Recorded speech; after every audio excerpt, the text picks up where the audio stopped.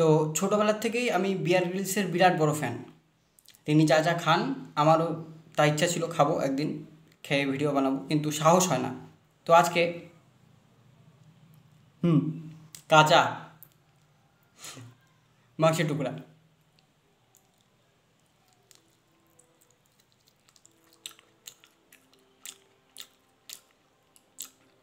Serious যতটা খারাপ না, কিন্তু পুরোটাও খেতে পারবো, শুধু মানে লঙ্কা লবণ না থাকলে যেরকম লাগে, কাটাকুটা লাগলো আর কি। খারাপ না অ্যাকচুয়ালি। উৎসাহিত করলে, লাইক শেয়ার কমেন্ট করলে, গালাগালি দিতে ইচ্ছা থাকলেও করতে পারেন। আরও খাবো, আরও ভিডিও হবে।